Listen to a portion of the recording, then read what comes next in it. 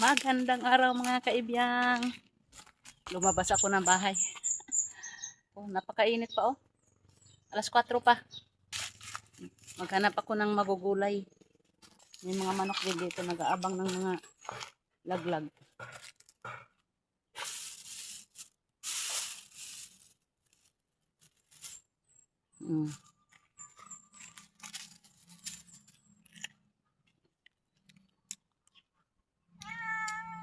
Punta sana ako doon, ang init.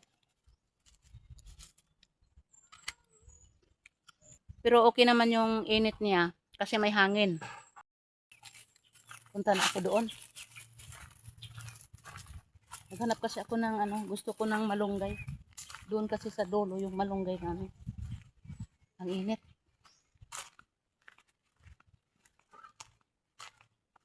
Wala na palang malunggay doon sa pader na yun.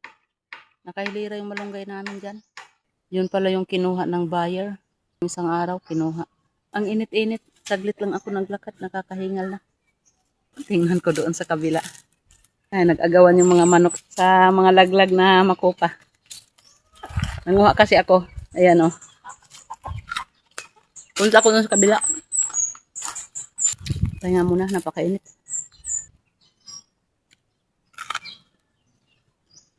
Mura pugog kabog. Pag bumaba, pitas. Ayan yung mga aso. Sunod-sunod talaga yan. Nag-aagawan pa. Ba't ngayon ko lang?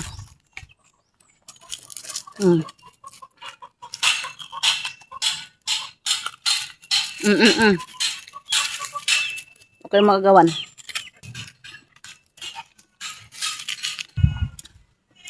Nawawala daw siya. Oh, ngaw-ngaw na ngaw-ngaw. Humihiwalay ka sa akin. Dali. Rika. Nawala ikaw? Bagal mo kasi kumilos. Halika dito tayo. Ayan na si Brownie. Si Negro. Ha? Si Hero. Tara na. Bagal mo kasi kumilos. Tara na, punta tayo sa kabila. Doon tayo, halika. Maghanap na tayo dito. Oh, sige, lakad.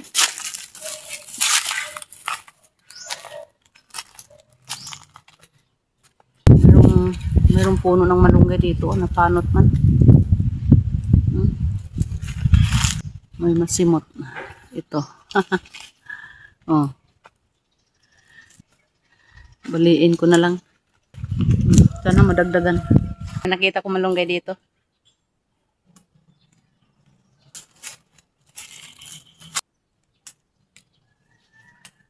May nakuha na ako. Tama na to. Ito na mga kaibiyang, nakakuha ako ng malunggay. Nakasimot din. Hihimayin ko muna to. Naparami yung kuha ko ng malunggay kaya gagawin ko na lang ng malunggay chips yung iba. Ito yung ingredients natin. 2 cups malunggay. 2 cups rice flour. Ito naman dito yung isang pirasong sibuyas medium size. 3 butil na bawang. 1 teaspoon na salt. Asin. 2 tablespoon na sugar. 1 teaspoon na salt. Tsaka isang sachet na seasoning. Nasa sayo lang din kung ano yung gusto nyong pampalasa. Una muna natin ilagay yung tubig. 2 cups lang muna ilagay natin na tubig dito. Ilagay natin yung malunggay. Kung wala namang blender, pwede namang mano-mano. I-chop mo lang yung malunggay. Pag sama-samahin na natin ito, ilagay na natin yung sibuyas, bawang. Ayan, sama-sama na sila lahat yan. Mikos-mikos na yan.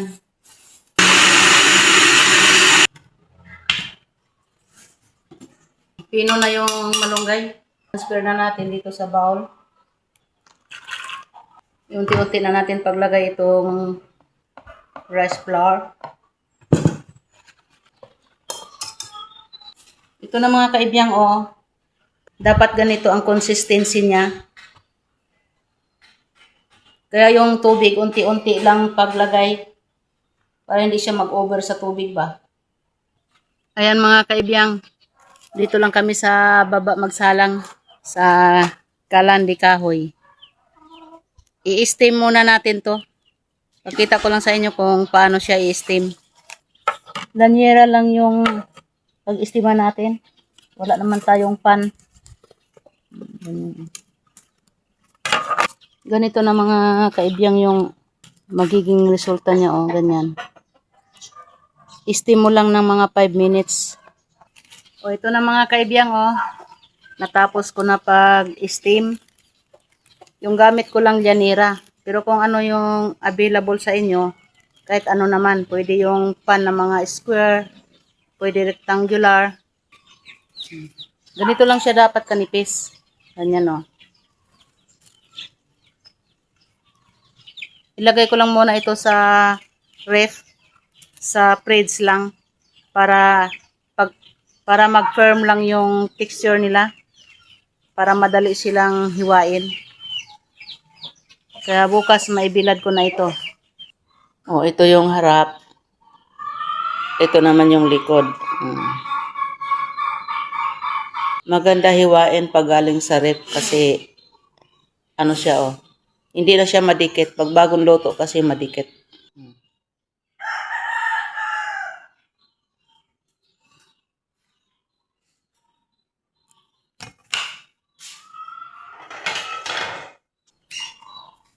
Depende lang sa'yo kung anong shape ang gagawin mo. Ang sa akin gagawin ko lang ano eh. Ganda ng ano, oh, ganito kanipis.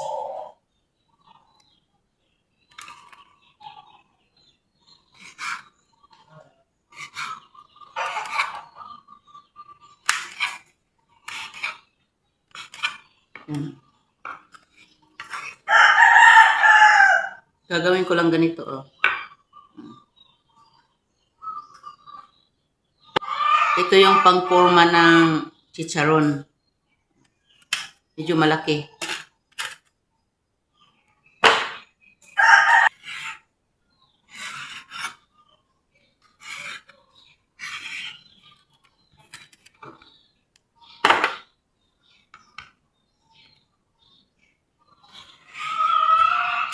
Ito yung chips. Malunggay chips. Andito na ako sa Bilaran mga kaibiyang.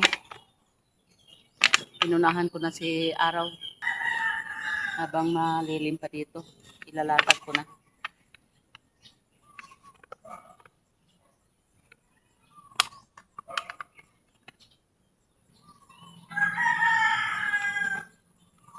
Kailangan isa-isa din ito eh. Para madaling matuyo. Pag mainit na mainit ang araw, 2 days lang ang bilad nito. Kaya ito yung ginagawa ko palagi mga kaibiyang, yung mga niluluto ko, mga ginagawa ko puro bilad-bilad kasi sinasamantala ko yung summer, yung init. Kasi pag tag-ulan na, mahirap na magpatuyo ng ganito. Pwede naman, kaso lang, patak-patak. Minsan uulan o di bukwas na pod ka.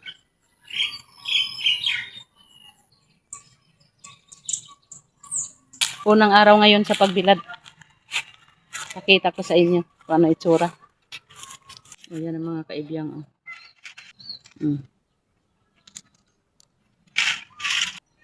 Medyo tuyo-tuyo na. Mga kalahating araw na lang ang kulang nito. Hindi pa kasi siya masyadong ano, kaya mabalion at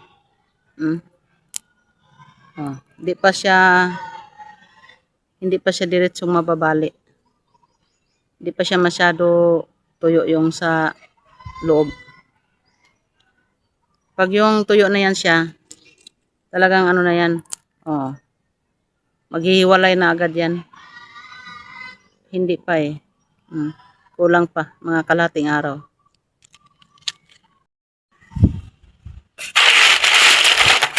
So, ito na mga kaibigan, tuyo na oh. Makintab-kintab na.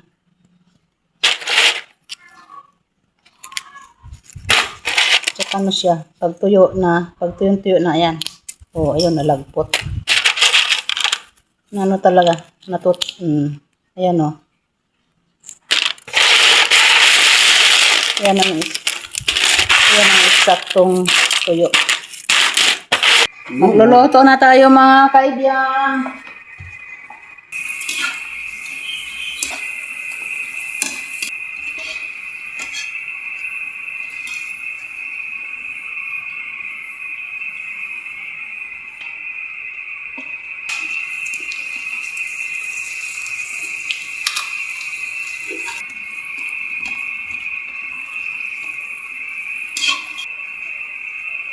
Ito na mga kaibigan, yung finished product. Oh, di ba ang ganda? Oh.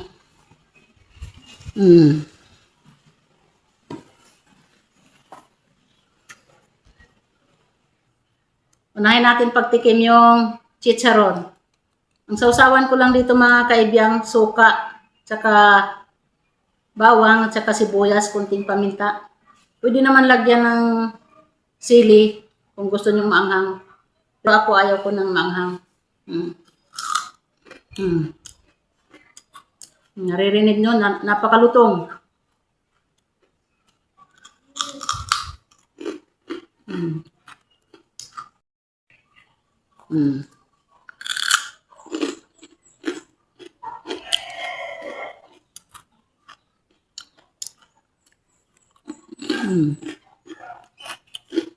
Chicharon. Malunggay chicharon.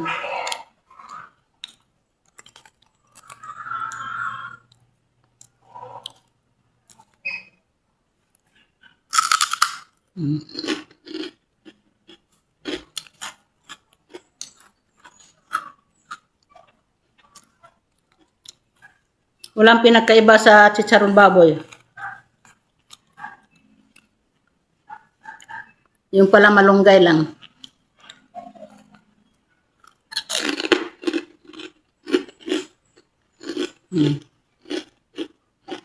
Ito yung maliliit.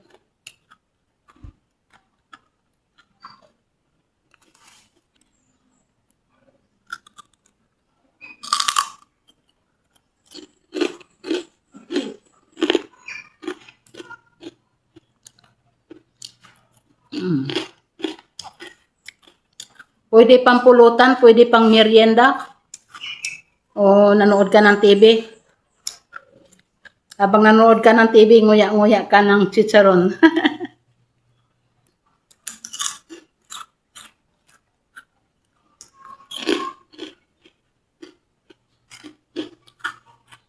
Hanggang dito na lang mga kaibigan. Like, share, and subscribe for the next video. Maraming salamat. Bye-bye.